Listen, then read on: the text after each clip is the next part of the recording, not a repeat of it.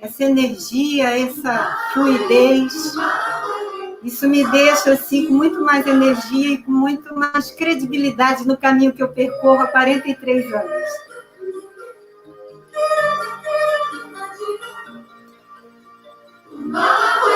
Daqui a pouco entra.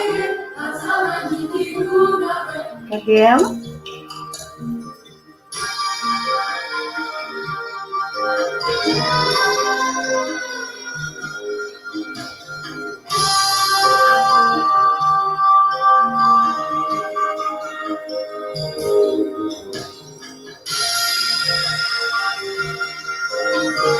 Estamos?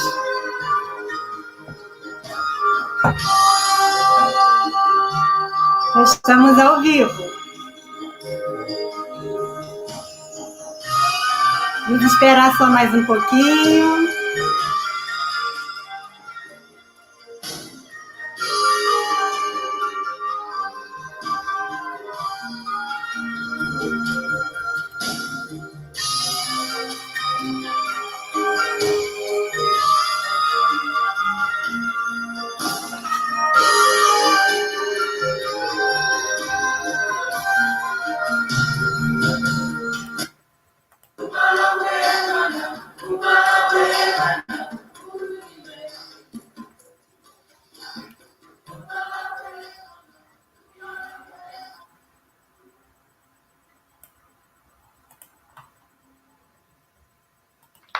Boa noite. Boa noite, Paloma. Boa noite, Raquel, Januário. Boa noite, Vitória.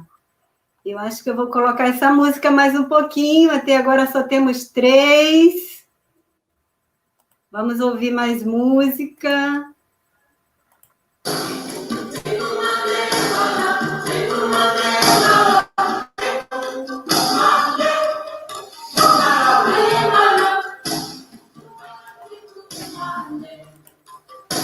Boa noite, Samuel.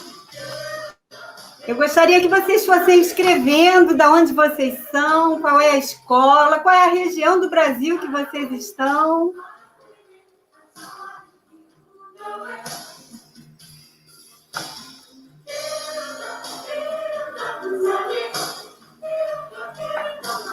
Enquanto estamos aqui aguardando, eu gostaria de lembrar que hoje é dia da árvore. Dia da árvore. Que hoje também é Dia Nacional da Pessoa com Deficiência. E hoje é o dia que nós estreamos aqui para celebrar o aniversário de 2 anos da IDAPT. E para esse dia tão maravilhoso, tão intenso, conforme o Laureano já colocou, nós estamos trazendo um pouquinho mais de intensidade. Nós temos aqui, olha, Aline, Ali, de Minas Gerais, de BH, Raquel, de BH. E a gente vai trazer um pouco mais de intensidade, mas com muito afeto.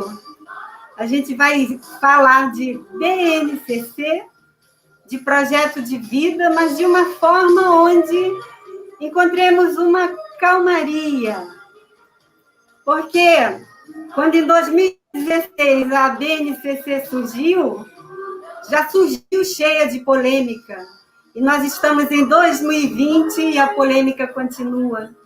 São novos conceitos, novas palavras, novas compreensões, né? O que são itinerários, como eu vou fazer, e agora que é tudo digital, como eu vou fazer isso tudo? Então, a ideia é pensar como você fazia antes. E para isso, nós trouxemos aqui hoje com muito afeto. Creio que essa palavra vai surgir muito hoje no meu coração, como surge todos os dias. Nós convidamos, e ele aceitou prontamente, com toda a sua generosidade, o professor, orientador educacional, filósofo, Laureano Guerreiro, que também é pai, que também é escritor, que também está aqui conosco, com toda a vontade do mundo de trazer algo que nos impacte nos impacte e que faça nos observarmos enquanto professores, gestores, o que nós podemos fazer para que o projeto de vida, ou para que os novos itinerários, que nós nem sabemos quais são os que virão nessa nova jornada em que nós estamos inseridos.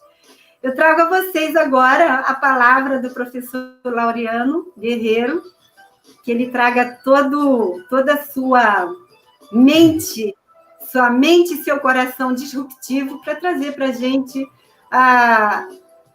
as ideias dele. Laureano, a palavra é sua. Ô, Graça, obrigado. Boa noite a todos, a todas, que eu sei que estão me ouvindo e vendo. E, na verdade, a mim resta buscar uma conexão, porque eu não estou vendo vocês. Me resta buscar uma conexão, que é o que a gente mais faz numa escola.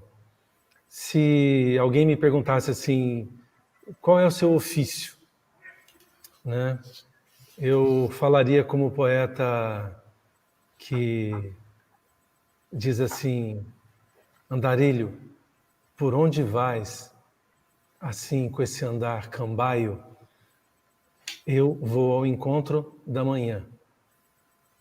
Essa é uma fala que me inspira, que eu sempre ouvi de um amigo do coração, que é, eu acho que numa escola a gente está sempre indo ao encontro da manhã e sempre com uma grande busca de conexão, de escuta. Eu vou falar um pouco sobre a experiência que me traz aqui hoje, nesse encontro com vocês.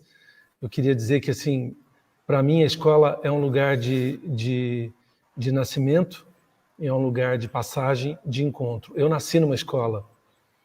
Quando eu nasci, meus pais habitavam uma escola no interior de São Paulo, próximo à Serra da Bocaina. E quando eu nasci numa escola. E os meus primeiros 6 anos de vida foram sempre dormindo no colo do meu pai enquanto ele dava aula. Meu pai ajudava a minha mãe. Em algum momento da minha trajetória acadêmica, quando eu estudava Ciências da Religião, um dia me veio essa imagem muito forte. Por que eu tinha escolhido a escola para viver? E o ofício de educador, de professor. E eu pensava, não poderia ter feito outra coisa dormindo no colo do meu pai enquanto ele dava aula de matemática. Então a escola para mim é um espaço muito, muito precioso, é um espaço de memória, de encontro, é onde nós vamos ao encontro da manhã.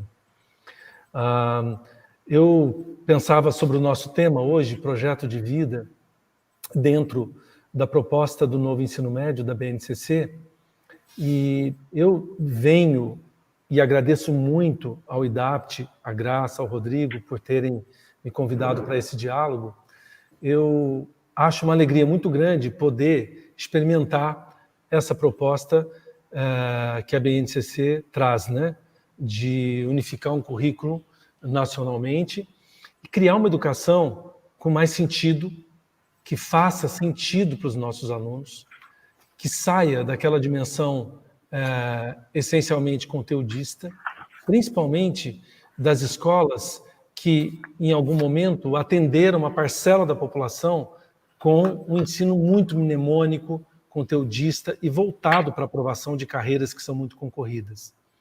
Nós, no Brasil, nesse momento, precisamos dar um passo audacioso na direção de uma educação que leve para os nossos alunos, encontre nos nossos alunos realmente protagonismo, despertar de uma consciência de interdependência, que a gente seja capaz de produzir um encontro nas nossas escolas que faça uma diferença enorme na percepção dos nossos alunos, na percepção que eles têm do papel e do lugar de cada um.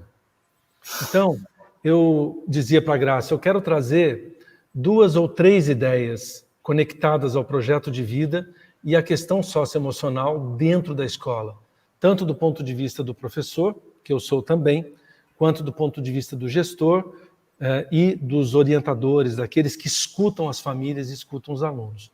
Então, na verdade, o nosso encontro hoje, eu vou trazer 2 ou 3 ideias conectadas a essa questão de pensarmos uma nova escola, né? Uma educação que traga propósito, que traga sentido, que ajude crianças e adolescentes a perceberem o mundo dentro de uma ótica de interdependência, onde a gente possa despertar compaixão, empatia e, sobretudo, essa capacidade de sentir a dor do outro, de sentir a necessidade do outro e de limpar esse espaço que está entre nós, né, nos nossos encontros. Então, eu comecei a minha vida como professor na década de 90 e eu acompanhei o parto daqueles pilares que o Delors trazia da educação do futuro, que é aprender a aprender, aprender a fazer, aprender a conviver e aprender a ser. O primeiro livro que eu escrevi, Educação ao Sagrado, no final da década de 90, ele vinha muito impactado por esses 4 pilares da educação do futuro. E depois eu continuei estudando essa questão dentro da complexidade do Edgar Morin, falando sobre a condição humana, foi meu segundo livro.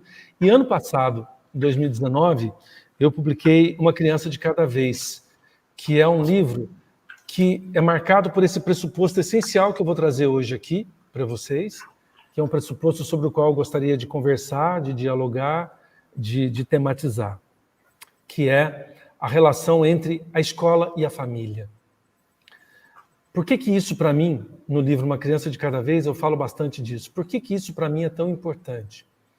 Eu trabalho com crianças de 1 ano até o pré-vestibular.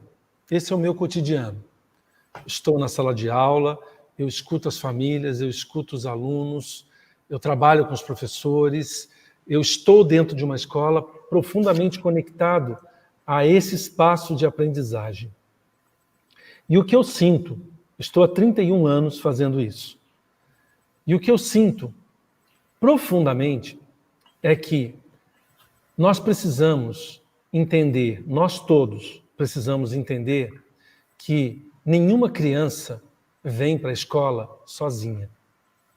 Nenhum adolescente vem para a escola sozinho. Quando as crianças vêm para a escola, cada uma delas traz uma pequena aula, que é o resultado de toda uma árvore ancestral, de toda uma história e de toda uma carga afetiva e emocional das famílias. Eu ouvi durante muitos anos de gestores e de professores assim: nós não podemos fazer o que as famílias querem. Nós não podemos deixar que as famílias mandem na escola. Nós não podemos ouvir todas as necessidades das famílias. E um dia, numa reunião de gestores, eu ouvia essa fala, assim como eu ouvia, às vezes, a fala numa sala de professores, dizendo assim: nossa, os pais perturbam muito a gente. Nossa, os pais trazem muita turbulência. Seria bom... E faziam piadas do tipo: seria bom se nós fôssemos professores de orfanato, porque assim nós não teríamos que lidar com os pais. Essas falas, elas batiam muito forte dentro do meu coração. E um dia eu conversava com gestores da unidade que eu tenho servido há mais tempo, e eu disse a eles assim: olha, nós precisamos entender uma coisa. Quando uma criança entra na escola, ela traz o pai, ela traz a mãe, ela traz um tio que tem uma dificuldade, ela traz um avô ou uma avó que foi excluída dentro de um sistema familiar, ela traz a memória de um ancestral que atravessou o Atlântico e teve uma dificuldade de saúde, ela traz memória, histórias que estão presentes no corpo dessas crianças. E, portanto, nós não precisamos trazer as famílias para a escola. As famílias estão dentro da escola. E o que pode mudar na nossa relação com as crianças é entender que crianças e adolescentes, quando trazem as famílias para a escola, trazem as famílias também no seu comportamento, também nas suas ações, também nas suas contribuições. Por isso que eu digo, cada criança e cada adolescente traz uma pequena aula, que é algo que ela traz da sua história vivida. E aí, eu, estudando pedagogia sistêmica, educação sistêmica, fiquei durante muitos dias com uma grande professora alemã chamada Marianne Frank-Griesch. E a Marianne foi uma das primeiras extraordinárias, né, mulheres a trazer para o campo da escola a visão sistêmica. Ela era professora do que nós chamamos de Fundamental 2 aqui no Brasil, numa escola em Munique. E ela produziu uma obra linda chamada Você é um de Nós. Eu fiquei 5 dias com a Marianne Frank e essa semana com a Marianne Frank mudou profundamente a minha visão do nosso trabalho e da nossa escola. Porque ela traz um pressuposto extraordinário, que é assim: existe um educador secreto na escola. O educador secreto é o espaço entre os pais, entre o pai e a mãe.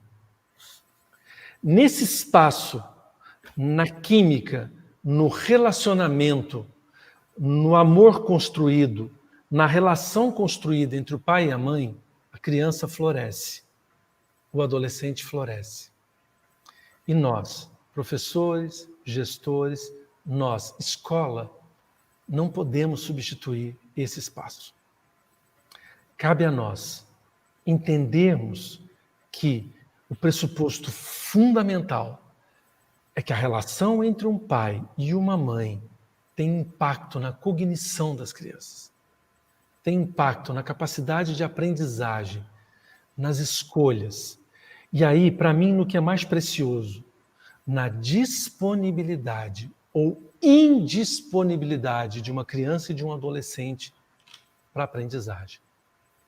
Então, toda vez que nós olhamos para uma criança e para um adolescente e eles não conseguem aprender, e eles não estão abertos para a aprendizagem, e eles estão trazendo barulhos, como esse que aconteceu aqui agora, uma régua que cai, esse estrondo. Toda vez que uma criança e um adolescente têm dificuldades na escola, nós olhamos para essas crianças, para esses adolescentes e ficamos procurando um culpado, um desajuste, um problema familiar, algo que justifique o fato de que essas crianças não estão suficientemente abertas para aquilo que nós oferecemos na escola. E eu tenho feito um convite para todos os gestores e professores que vivem ao meu redor e que escutam as palestras que eu dou, que participam dos workshops ou que leem os meus livros, a fazermos um caminho diferente, a não olharmos para os problemas que as crianças trazem, porque as crianças, quando estão na escola, os adolescentes, quando estão na escola e trazem problemas, na verdade, esses problemas são sintomas de uma indisponibilidade que não se encontra na escola. É de uma indisponibilidade que eles trazem do sistema familiar, que eles trazem de uma vivência familiar, que eles trazem, geralmente, de um lugar para onde as crianças e os adolescentes olham. Então, isso produz uma revolução do nosso olhar. Nós paramos de olhar para o problema e buscamos uma conexão com as famílias, uma escuta das famílias e, sobretudo, nós buscamos uma conexão com o coração dessas crianças. Uma das imagens que eu trago na minha vida como educador, que está no meu livro Uma Criança de Cada Vez, uma imagem de capa, é a imagem de um fio invisível conectando o coração de uma criança ao coração do pai e ao coração da mãe. Na tradição oriental, uma tradição tibetana, eles dizem que antes de um ser humano chegar no corpo da mãe, durante 6 meses ele habita o coração do pai. Isso para mim é uma imagem muito reconfortante, porque das 3 experiências que a vida me proporcionou da paternidade, eu tive uma primeira gestação com a minha companheira e nós perdemos essa criança, era uma menina, e depois tive 2 filhos. E no meu coração de pai sempre ficava assim, eu participava de tudo, no nascimento, na amamentação, participo ainda, tenho uma filha de 8 anos, mas eu sempre pensava assim, nossa, eu queria sentir isso, a presença da criança. E aí eu ouvi essa história da tradição tibetana que dizia, as crianças dormem no coração do pai e depois vão para a consciência da mãe. e ali elas passam a habitar o corpo da mãe. Essa imagem é muito forte para mim, por quê? Porque eu sinto que as crianças estão conectadas ao coração do pai e ao coração da mãe. E toda vez que existe uma turbulência na relação entre o homem e a mulher, que tornam-se uma turbulência entre o pai e a mãe, o que acontece? As crianças e os adolescentes, eles entram nesse espaço, eles entram nesse campo.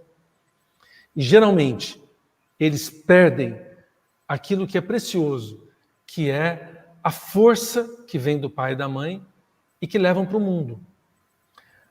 Duas imagens importantes do educador secreto. A mãe representa a nutrição, a mãe representa a proteção, a mãe representa o cuidado com o corpo, a mãe representa a alegria, a mãe representa a capacidade de ter sucesso na vida.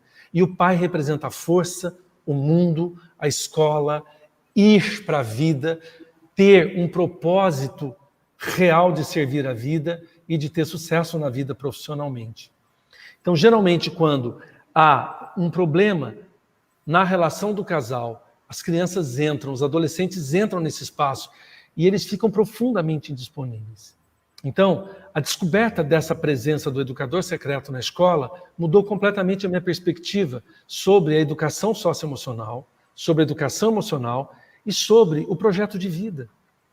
Porque se uma criança não está disponível para a aprendizagem, se um adolescente não está disponível para a aprendizagem, porque ele está entre uma relação e vivenciando um drama familiar, de onde ele tira o seu recurso? Porque a grande questão é, de onde nós tiramos os nossos recursos, os nossos talentos? Eu sempre penso, de onde vem minha habilidade de conversar, a minha inteligência matemática, a minha inclinação para a ciência da natureza, o meu gosto pela leitura, a inclinação para a música, para a arte? Pense bem, uma criança de 8º, 9º ano, que vai passar por um projeto de vida, vai pensar num propósito para viver, para experimentar os seus talentos, na escolha de uma trilha mais conectada à humanidade ou mais conectada à ciência da natureza, mais inclinado para a matemática, mais inclinado para a escrita, para a poesia, para a arte que a Graça ama. De onde essas crianças pegam o seu recurso? Toda criança, todo adolescente tem uma vasta árvore de ancestrais. Quando nós olhamos numa experiência de genograma, quando a gente olha para os nossos ancestrais, genograma é quando a gente coloca 19 ancestrais e sente que nenhum de nós veio para o mundo e começou uma história. Há uma história anterior a nós. Há uma história do encontro do meu pai e da minha mãe. Há uma história dos meus avós que se mudaram de uma região para outra. Há uma história dos meus bisavós que atravessaram o Atlântico. Há uma história dos meus avós ou bisavós que vivenciaram uma época de guerra. Há uma história dos meus tios-avós ou dos meus tios paternos e maternos que desenvolveram algo. E eu, indivíduo, não sou um indivíduo. Eu estou ligado a uma árvore. Eu estou ligado a uma experiência. E eu sempre penso, orientar um aluno é, de alguma forma, me conectar a uma arqueologia dos saberes, das competências, das habilidades. E eu vou usar uma palavra que para mim é muito cara, aos recursos que chegam para mim. Eu não começo a minha vida sem receber uma torrente de recursos. Eu comecei a falar em público com 7, 8 anos de idade, porque o meu pai falava e me carregava junto com ele, nos trabalhos que ele fazia dentro de uma comunidade religiosa. O meu filho, João, que é um grande empreendedor, que com 20 anos hoje faz várias coisas, ele descobriu numa constelação familiar, numa orientação sistêmica, que a avó, com quem ele teve pouquíssimo contato, deu a ele, a avó paterna, deu a ele uma extraordinária habilidade de lidar com a inovação, com o empreendedorismo, sentindo a presença da avó e a história da avó. Só que quando nós olhamos para os nossos alunos, eles estão completamente desconectados dos pais. Eles têm dificuldade em reconhecer que a vida que chegou para eles é uma vida abundante e que os pais, da forma como eles conseguiram e que foi possível, transmitiram com perfeição a vida para eles. Às vezes as pessoas ficam impactadas quando eu digo, os nossos pais transmitiram com perfeição a vida. Por quê? Porque a vida chegou até nós da forma como ela não poderia ter chegado de outra forma, a não ser da forma como ela chegou. Essa é a existência que nos cabe, essa é a existência que nos é dada. Mas às vezes nós passamos uma existência inteira brigados com a forma como a vida chegou até nós. Laureano. Consegue ter gratidão, a gente não consegue ter respeito e a gente não consegue enxergar o nosso pai, a nossa mãe, os nossos avós. Estou falando nós como um todo. Aí nós olhamos para os nossos alunos, nós olhamos para aqueles que trabalham com os nossos alunos e nós percebemos o quê? Que poucos são os seres humanos que olham para os pais, que olham para os avós, que olham para os tios, que dentro de um projeto de vida pensam assim, eu não cheguei agora no mundo. Tudo que vem para mim vem como uma abundância enorme de recursos. Você queria falar, Graça? Eu quero, Laureano. Nossa, eu quero falar tantas coisas, mas a estrela hoje é você. Você é uma estrela iluminada.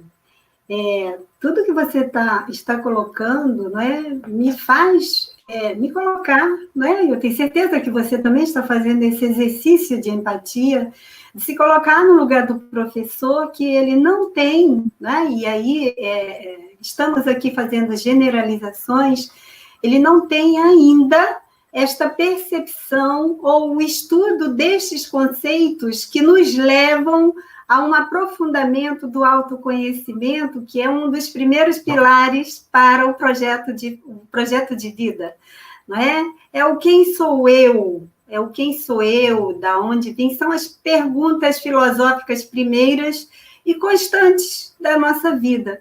Então, dentro desse contexto do nosso diálogo, como é que a gente pode, ou como é que você pode demonstrar com a sua prática como é que você conseguiu e consegue, quais são as inspirações e como é que você observa visivelmente o professor, ou você mesmo como gestor, trabalhando um projeto de vida, porque projeto de vida é uma nomenclatura trazida agora, mas não é novo. Não é? Então, enquanto orientador educacional, é que somos, sabemos disso. Mas como agora, nessa atualidade, nesse contexto caótico que vivemos, como é que nós podemos orientar esse gestor, né? Porque tem a ver com o gestor, porque ele simplesmente não vai promover um projeto de vida na escola, porque está ali no documento referencial, que é a Base Nacional Comum Curricular. Como é que a gente encanta o coração desse gestor, desse professor, para que haja essa autoempatia, para que haja uma empatia que seja abundante? Extraordinário. A gente tem que lembrar, assim, se a gente ficar 1 hora falando sobre isso, é um fragmento de infinitas possibilidades para falarmos sobre isso.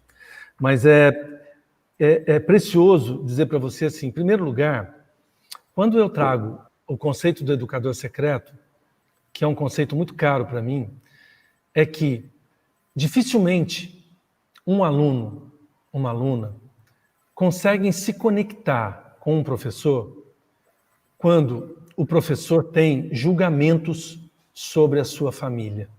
Sim. Vou dar um exemplo.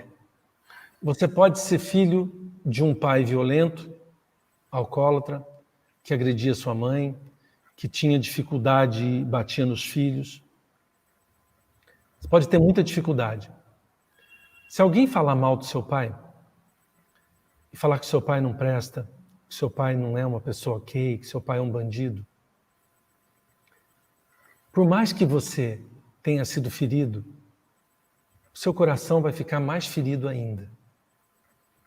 Porque é insuportável para um ser humano ser julgado naquilo que há de mais precioso, que é a fonte da nossa vida. Nós temos inúmeros exemplos, inúmeros casos, eu presenciei inúmeros casos de adolescentes que se desconectam profundamente dos professores quando os professores trazem julgamentos, críticas, à forma como as famílias estão configuradas, a forma como as famílias se organizam nas suas histórias. Então, nós fazemos aqui, nesse espaço onde eu convivo com muitos professores, nós fazemos muitos encontros. Em todos os encontros, algo que é essencial, porque o projeto de vida não é o trabalho de um professor que vai trabalhar para o aluno se autoconhecer. Não é só pensar no relacionamento com o outro, não é só trabalhar com a identidade, não é só trabalhar com as questões do bullying, com as questões da violência, com a resolução de conflitos. Na verdade, o projeto de vida é algo que tem que permear as relações de toda a escola. Por isso eu comecei falando que a família vem para a escola com o aluno.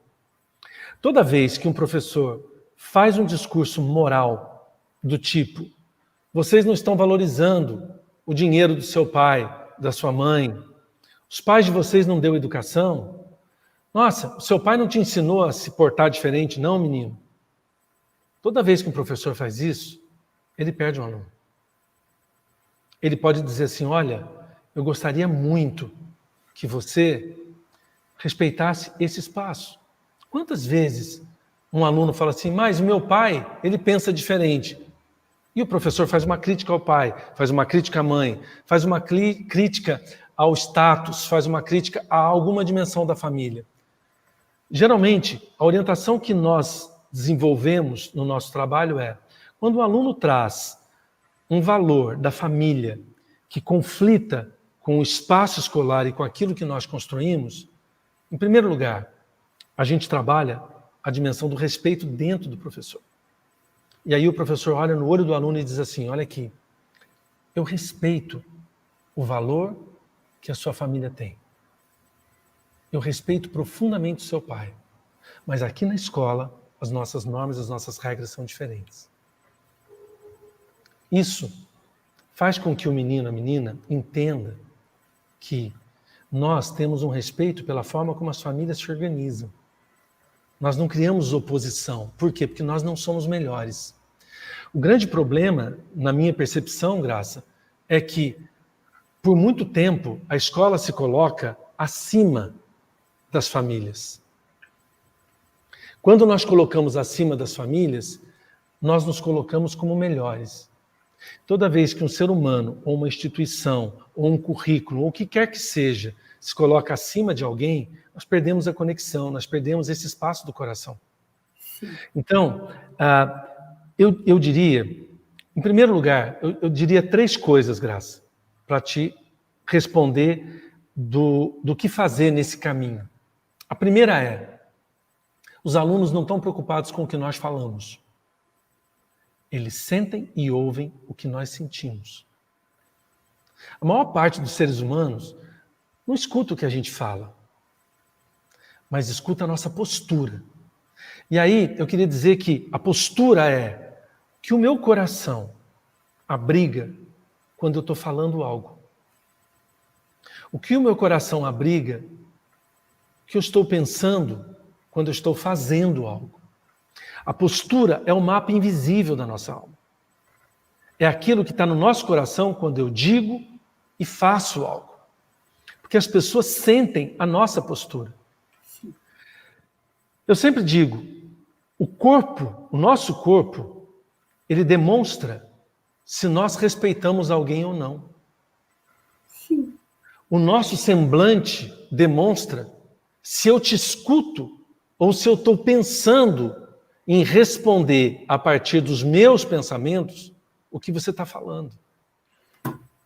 Então, a postura é, sempre digo isso no encontro com professores e gestores, quando você vai atender uma família, e eu faço isso na minha prática cotidiana, quando eu vou atender uma família, um aluno que tem problema, eu sempre peço para o orientador que está atendendo essa família, ou para o coordenador, que ele não me fale nada.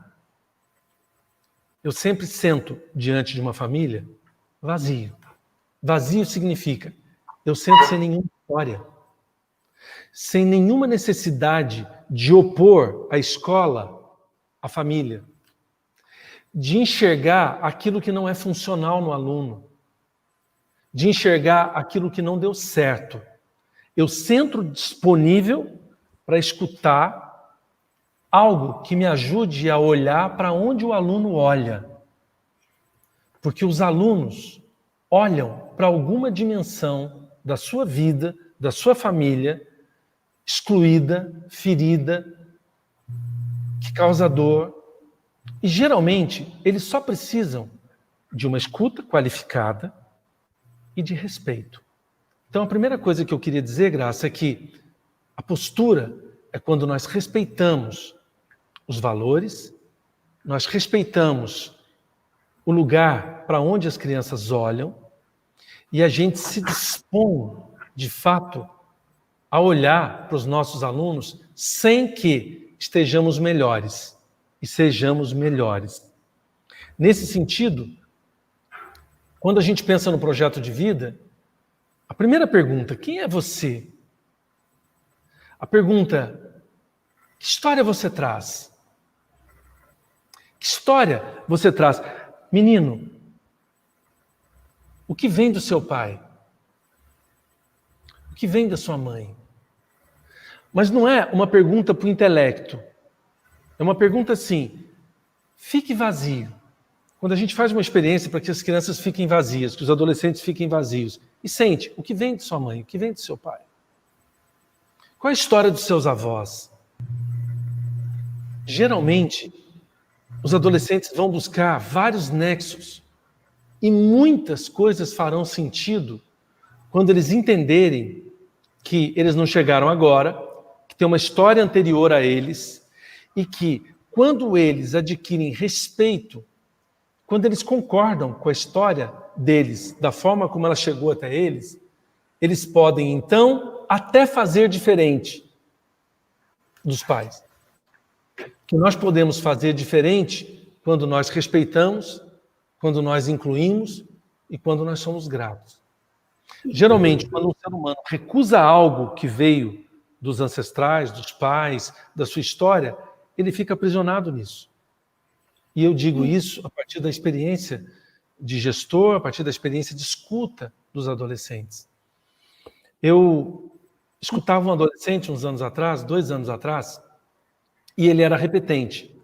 E tinha muita dificuldade de ter um propósito na vida. Então, ele repetiu a primeira série do ensino médio, e quando ele estava na segunda série, o orientador educacional chegou e falou assim, Lau, esse menino vai perder o ano de novo.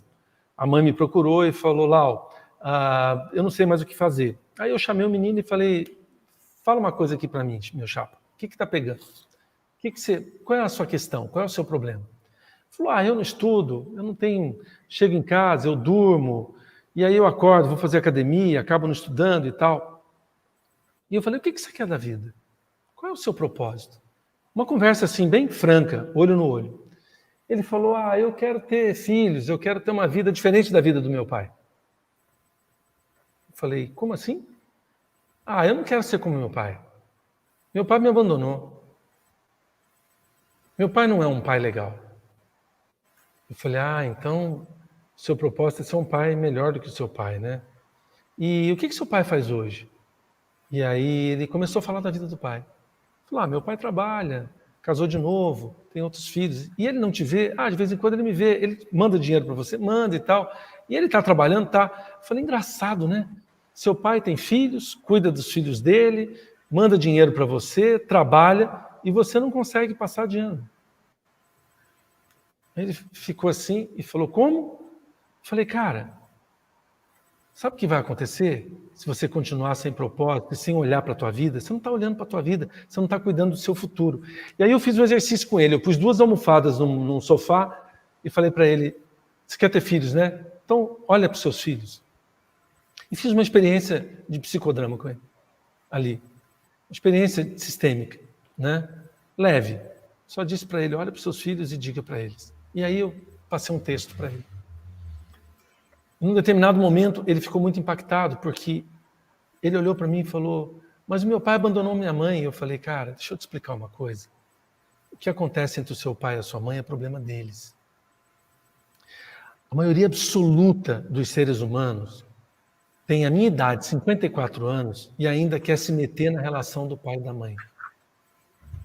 Ainda quer achar o que é melhor para o pai e a mãe. E o que eu mais falo para os meus alunos é, todo ser humano tem direito de aprender com o pai e de aprender com a mãe. E se você quer ser feliz, faça uma coisa. Seja grato ao seu pai, à sua mãe, à vida como chegou até você, e nunca se meta nos assuntos deles. E eu sempre digo, nunca discuta, nunca fale, nunca critique o seu marido, sua esposa, sua companheira, sua ex-mulher, seu ex-marido, para o seu filho. Por quê? Porque para as crianças e para os adolescentes é muito pesado, é um fardo pesado demais e prejudica muito na vida, no propósito, na escolha, na profissão, na escola, no Enem, na escolha do itinerário. Vai prejudicar profundamente a cognição dele quando ele está se metendo entre o pai e a mãe, que é se meter entre esse espaço, que tem que ser um espaço amoroso, para que essa criança possa crescer, esse adolescente possa crescer com segurança. Isso tudo que... E aí, só para levar ao segundo ponto, qual talvez seja o nosso grande desafio? Conversar com os professores para que eles possam olhar para a sua história. Sim. Porque uma quantidade enorme de professores ainda carrega críticas demais à história, à sua própria história. E aí, eles ficam enroscados com os alunos. E geralmente o professor tem uma dificuldade enorme numa coisa, em ser apenas professor. Então, aqui na escola onde eu sirvo, os professores que trabalham comigo sempre ouvem assim, o melhor para um professor é dizer assim, eu sou apenas o seu professor. Eu não estou aqui para te educar, eu não estou aqui para te tornar um ser humano melhor, porque você tem seu pai, você tem sua mãe. Se você não tem pai e mãe, você tem um avô, uma avó, um cuidador. Significa que o professor, quando entra em sala, ele entra em sala, olha para a sala e vê uma sala não de 30, 40, 50 alunos. Ele vê uma sala de 30, 40, 50 alunos, todos com pai e com mãe. E ali ele é apenas o professor. E nós fazemos um exercício sistêmico aqui, no Colégio em Pindamonhangaba. Muitos professores, sempre que falam com o aluno, projetam atrás do aluno o pai e a mãe. Porque aí eles estão se dirigindo a alguém que tem muito a oferecer. Então nós estamos com os alunos, mas tem muito que ser oferecido nesse relacionamento. E aí nós ficamos apenas como professor. Quando eu digo, eu sou apenas o seu professor, eu sou somente o seu professor. Então eu saio da dimensão moral, eu saio de um lugar melhor e eu me conecto no coração. Porque o grande desafio do professor é o seguinte, nós ficamos muito aqui. Nós somos treinados para ficar aqui. Nós somos treinados para termos conhecimento, conceitos, para resolvermos exercícios, para fazermos prova. Nós somos treinados para a mente. Aí vem a BNCC e fala assim, você precisa criar conexão com o aluno para ajudar esse aluno a ter autoconhecimento, a ter empatia com o seu colega, a perceber a dor do outro. Só que o professor não consegue sair daqui e descer para o coração. O professor não habita o próprio corpo. O gestor não habita o próprio corpo. Quando um casal senta na frente de um orientador educacional ou de um coordenador, o coordenador educacional ficam tentando defender a escola e ter razão, estarem certos, e não escutam, muitas vezes, a grande questão que grita quando dois seres humanos estão ali e você é capaz, se ficar esvaziado, de perceber que, gente, todos nós queremos o melhor para os nossos filhos. Nem sempre a gente consegue. Então, para a gente sair daqui e chegar ao coração, nós temos que fazer uma jornada. Eu dizia para a Graça, a jornada entre a cabeça e o coração não é uma pequena jornada, é a jornada da nossa existência. É a jornada de habitarmos esse espaço muito mais silencioso. E eu sempre digo para os professores, você quer se conectar com os alunos? Entre em sala e sinta seu corpo. Entre em sala e faça um ground. Tenha os 2 pés no chão, respira, sinta o seu corpo. Por isso, uma das coisas que eu mais orgulho de ter trazido para o Colégio Ângulo de Pindamonhangaba é o programa de Mindfulness para crianças e adolescentes e para os professores. Porque, de uma outra forma, os professores conseguem, os coordenadores conseguem ficar presentes, que não existe presença sem você estar no seu corpo, sem você sentir o seu corpo. Então, essa conexão, ela é fundamental. Né? Vou te interromper, você trouxe várias respostas, você trouxe vários indicadores, não é? Falando no modo gestão, né? Você trouxe um projeto de vida recheado de autoconhecimento, primeiramente do professor, não é? De um acolhimento, primeiramente do professor.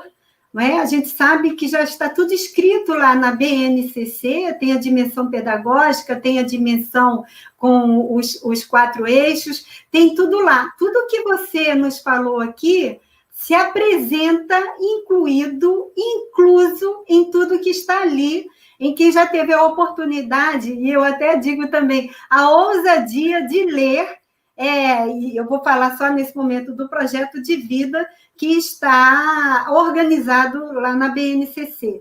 Então, esse acolhimento ao professor, primeiramente, um trabalho afetivo, um trabalho onde tem a Érica, a Paloma Raquel, eu não sei de onde ela colocou aqui, parece-me essencial que o projeto de vida comece com a cura das relações familiares.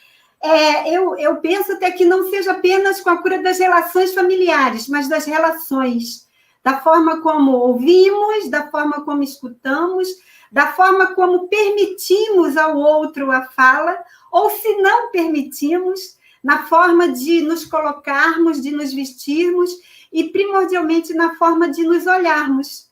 Não é? Quando você coloca... Diga. Não, o que eu queria dizer é assim... para mim, Graça, eu trago essas questões porque eu sempre penso que existe um caminho de conexão. Sim. Um caminho muito poderoso de conexão, que é quando eu saio dos meus julgamentos.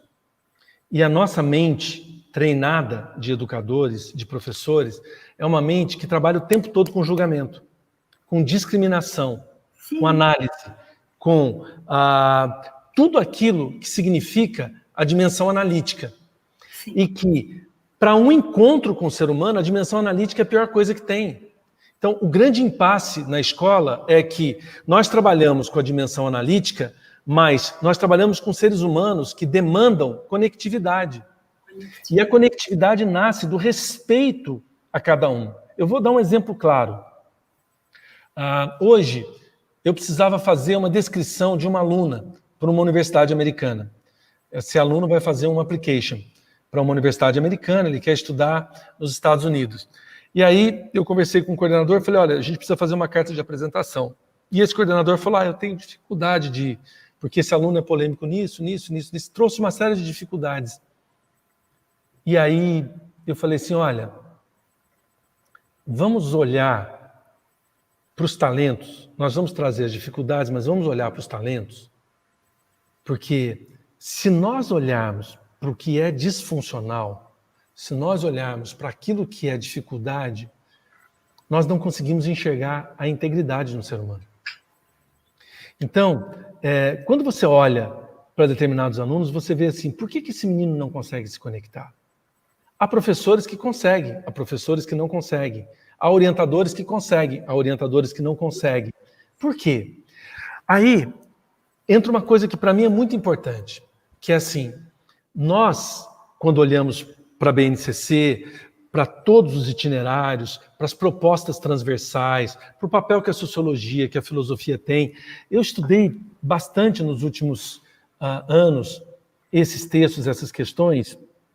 E hoje eu falei para a Graça, eu vou fazer a opção de falar um pouco, de fazer algumas provocações a partir da experiência sensível da escuta e dos relacionamentos. E me parece o seguinte, que os professores, assim como todos os seres humanos, precisam experimentar a seguinte situação. Quando eu olho para um objeto, esse celular, eu interfiro nele. Do ponto de vista da ciência química, física, se a gente for estudar hoje tudo que se produz na física, a gente sabe que o observador, ele interfere naquilo que nós chamamos de objeto. Sim. Agora, um ser humano, ele responde ao nosso olhar. E eu diria, um ser humano, ele responde em ressonância àquilo que eu sinto, àquilo que eu penso e àquilo que eu falo. Então, um dos trabalhos que nós temos feito para a conexão de professores e alunos, e de família e escola, é assim, quando um ser humano te olha, ele interfere no seu campo. Quando você olha para um ser humano, você interfere nesse ser humano. Então, é impossível eu não ser tocado pelos olhares. Eu estou aqui sem ver vocês. E o que vocês estão sentindo e pensando sobre o que eu estou falando me impacta. Por quê? Porque existe uma ressonância. Espaço e tempo só existe dentro da nossa percepção, diria Immanuel Kant. Sim. Então, essa questão é que a gente precisa trazer com força dentro do projeto de vida para o aluno saber. Eu vou falar uma coisa para vocês que eu ouvi do Jean-Yves Leloup, uma pessoa que me inspirou muito ao longo de muitos anos na tradição da meditação cristã. O Jean-Yves Leloup dizia assim: nunca fique nu, a não ser que você esteja diante do amor. Então eu diria, quando nós olhamos para um ser humano com respeito, sem nos sentirmos melhores, sem um julgamento moral, sem anátemas, sem condenação, as pessoas podem se despir. E aí pode ocorrer algo muito, muito, muito bonito. Pode ocorrer um encontro entre dois seres humanos. E aí a gente resgata o que a gente tem de melhor, que é a nossa humanidade. Perfeito, humildade, sensibilidade, é o que a Fabíola Severino está colocando aqui, não é? Poxa, o nosso tempo está acabando e você trouxe um projeto de vida que é um projeto de vida que deve ser percebido na construção do cotidiano, não é? É o auto-olhar, é a auto-observação. Eu não tenho apenas que sentar, escrever e colocar ali, como escrevíamos antigamente, eu versus tu, eu versus o outro, eu versus o mundo. Eu confesso a você que há anos atrás, né, quando comecei a trabalhar em escola, eu apenas copiava, eu não entendia nada daquilo. Era uma professora que, aos 14 anos, já copiava isso, porque eu tinha que ter um planejamento que era integração social, à época, olha, eu estou falando da década de 80, bem no início, e eu não entendia o que era aquele eu, x outro, não é? E, meu Deus, como a gente aprende, como, graças a Deus, a gente evolui, que entende que isso é muito, é inteligência emocional, é inteligência transpessoal, quantas coisas nós precisamos aprender enquanto pessoa humana, dentro da nossa complexidade, aí eu cito Edgar Morin, né, que é para a gente construir, ou co-criar, ou ajudar, ou iluminar o aluno, iluminar o professor a co-criar os seus projetos, eu preciso saber qual é o meu projeto, eu preciso saber para onde eu vou, o que é que eu quero, se eu permito fazerem o que quiserem comigo, se eu não permito, eu preciso saber dos meus limites e limitações. Então, eu sempre digo, eu tenho uma marca que se chama Orientando Quem Orienta, né? E a gente tem usado muito isso na IDEPT, porque a gente precisa orientar, acolher esse professor, porque assim como esse aluno dessa era digital, nós que viemos da era analógica, estamos ainda, né? E eu me coloco porque eu estou em evolução, porque eu venho procurando essa evolução, mas eu estou, né? E estou no gerúndio, todos estão no gerúndio procurando essa evolução. Então, você diz para a gente que esse projeto de vida, ele é construído, não é assim como diz na BNCC, no cotidiano, mas a gente precisa ter uma atenção especial com as palavras, com o contexto interno, com o contexto externo, né? Com as relações, como bem disse cadê ela aqui, né? A Raquel, né? E primordialmente com a relação comigo mesmo.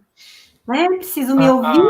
O projeto de vida, ele é muito conectado às habilidades socioemocionais. Sim. E eu sempre falo nos encontros com educadores que não existe educação que não seja emocional.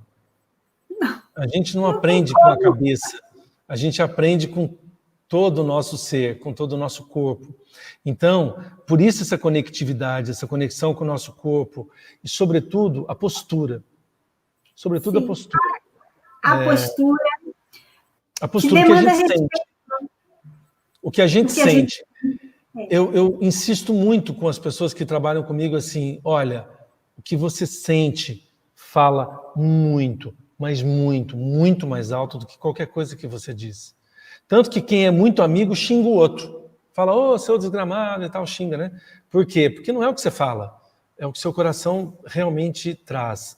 E, assim, eu queria dizer que quem quiser saber mais sobre essas questões, tem muita coisa nas redes sociais, me procura, Laureano Guerreiro, no Telegram, no Instagram, no Facebook, você vai achar vídeos e textos e livros, porque é o que eu gosto de fazer. Eu, como você, Graça, que orienta, né? Orientando quem orienta, para mim a escola é uma oficina de gente, uma oficina de humanidade. E eu tenho um ser humano muito mais humilde, muito mais sensível e muito mais esperto, trabalhando com educação. Sou grato a todos. Nosso tempo está acabando, tem pessoas aqui escrevendo que querem mais, eu também quero mais, porque é um assunto infinito, não é? Porque a gente está falando da escola como lugar de nascimento, não é? Como lugar de criação, como lugar do encontro com o talento. A escola, como disse Paulo Freire, é o lugar do encontro, não é? Então, eu preciso saber que eu preciso me aprontar para encontrar o outro. E esse aprontar, e aí eu cito Rubem Alves também, e cito Rui César do Espírito Santo, que traz muitas poesias, né? Eu sou apaixonada pelo Rui César, porque ele traz a transdisciplinaridade, deixa escorrendo na nossa pele, né? E o Rubem Alves, ele fala muito do banquete, não é? Ele fala do professor como um cozinheiro e do que ele oferece, né? Como é que ele escolhe os ingredientes para aquele oferecimento, para aquele alimento da alma, porque aí sim a gente consegue essa conexão, a gente consegue se entender dentro de um projeto de vida e também, como diz Paulo Freire, às vezes, muitas vezes, e na maioria das vezes, nós planejamos e fazemos tudo completamente diferente. E isso significa que a gente precisa aprender a lidar com o inesperado.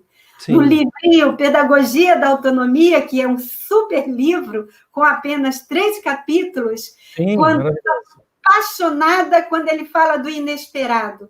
E lidar com o inesperado precisa exercício, precisa ter muita atenção e respeito. E a gente precisa voltar, querido. Você, Rodrigo, a gente precisa convidar o professor Laureano novamente, porque tem muito assunto, não é? É infinito, não é? Tudo que ele traz.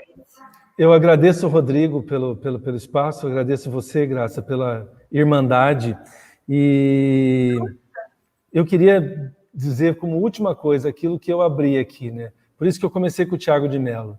Andarilho, para onde vais com esse andar assim cambaio?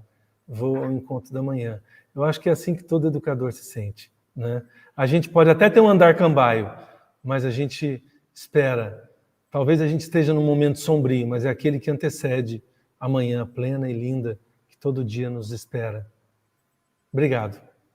E aí, como começamos com uma música, terminaremos com outra música, que foi da escolha de nós dois. Sim. Né? Foi algo assim muito, né? Muito fluido, muita conexão. Eu preciso dizer para você que eu estou apaixonada pela sua existência. Obrigado. Então, vamos terminar com música. Eu agradeço a IDAPT por essa oportunidade de, como diretora pedagógica, conhecer o Laureano e me enxergar através do espelho das palavras do Laureano, me encontrar naquilo que ele fala, e naquilo que ele fala me valida enquanto ser humano e enquanto profissional. Agradeço a todos os presentes, agradeço a todos que não puderam estar, mas sabendo que esse vídeo estará, quando terminarmos a semana de ensino médio, ele estará disponível num grande pacote com os outros 3 vídeos. Eu digo a vocês que amanhã nós teremos um outro itinerário, mas também dentro da BNCC, e com muita história para contar, e eu te convido, Laureano, para que você ouça a professora Andréia Barreto, porque a professora Andréia é uma das professoras escolhidas, nem ela sabe como, escolhidas ainda em 2015 para fazer a primeira leitura do documento que a gente chama hoje de Base Nacional Comum Curricular. Então, ela traz uma experiência riquíssima e tenho certeza que nós vamos aprender muito com ela, assim como você nos despertou muitas energias boas, muita afetividade e muito respeito. Não é? A palavra respeito ficou muito mais forte para mim do que já era trazida por você. Né? Eu agradeço, e nós vamos terminar com uma música muito especial e podemos cantá-la.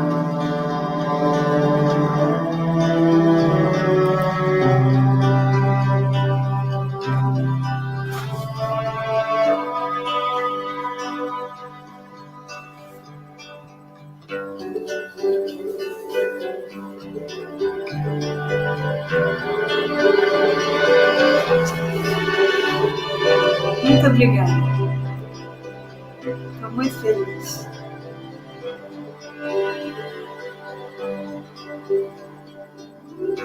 Mesmo quando tudo perde um pouco mais de calma, até quando o corpo perde um pouco mais de alma,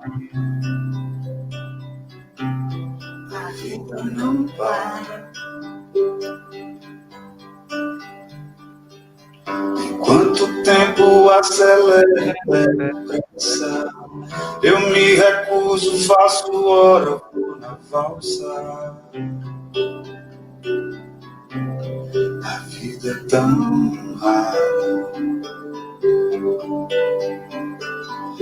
Enquanto todo mundo espera cura do mal, e a loucura finge que isso tudo é normal. Finjo ter paciência,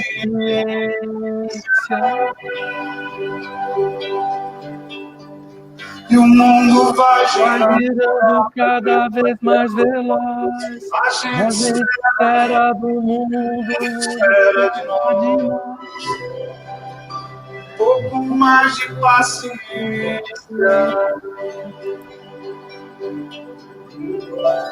Será que é tempo que falta para perceber?